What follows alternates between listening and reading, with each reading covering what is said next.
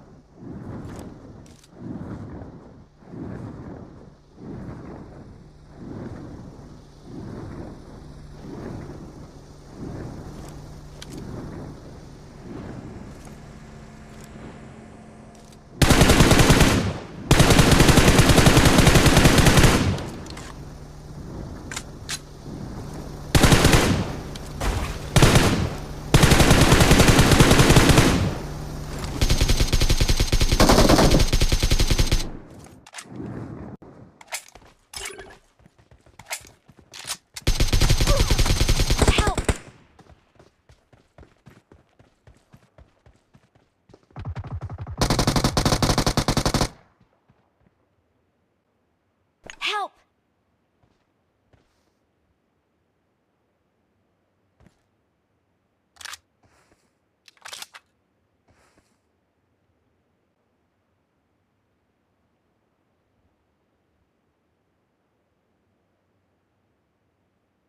Thank you.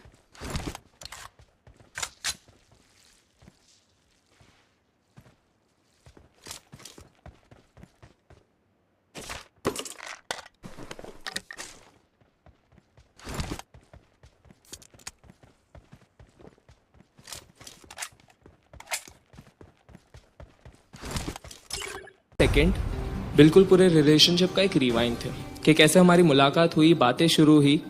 मैंने जब भी इस तरह के प्यार का इजहार किया था, उसने इनकार कर दिया था। मैं जब दुखी होकर चल के जा रहा था तो उसने हाथ थाम कर मुझे कहा कि सुनो, मजाक कर रही थी, मुझे भी इकरार है। हम बिल्कुल एक रोमांटिक पिक्चर में, एक रोमांटिक गाने में दिखते एक रोमांटिक कपल से थे, दुनिया से बहुत दूर, एक दूसरे के साथ उलझे हुए, एक दूसरे की खोज में। बस फर्क इतना था कि हम एक्टिंग नहीं कर रहे थे। वो चांद तारों की तरफ देखकर कहा करती थी कि कितने खूबसूरत है ना ये। मैं उसकी तरफ मुड़कर कहता था कि हाँ, बहुत।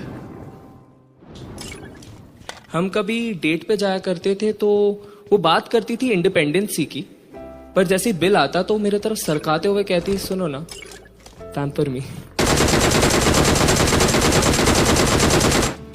उसके तारीफों में मैंने कुछ ऐसा लिखा था कि उसकी मुस्कान मेरी कहानियों की स्याही थी। उसकी आंखों में मैंने वक्त के कांटों को भी थमता हुआ देखा।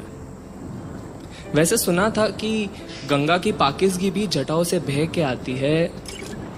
जब वो अपनी भीगी भीगी सी जुल्फें छटकती थी तो उस बात पर भी यकीन हो जाता था। जैसे मिदास ने पीतल को छूकर सोना किया था वैसे ही उसने मुझे छूकर मुंह से लिया। Let's go! फिर आते 30 सेकंड। 30 सेकंड झगड़ों के। अब माने झगड़े प्यार के मुकाबले कम होते, पर रिश्ते का अंजाम उन्होंने ही तय किया। झगड़े ऐसे जो बिल्कुल बेफिजूल से थे, जो सुलझाए जा सकते थे पर सुलझाए नहीं गए। कभी उसकी आंखों में आंसू होते तो कभी मेरे आंखों में नमी, और हम हर रोज ये सोचते कि एक झगड़ा सुलझाना है और हम रात तक किसी और झगड़े में उलझ कर आ जाते। फिर आए 10 सेकंड। 10 सेकंड हम एक कमरे में थे जो बंद था कि मानो उसकी खिड़की दरवाजे पर आज ये रिश्ता दम घोटने वाला है। और फिर उसने कहा कि चलो ना खत्म करते, चलो ना खत्म करते।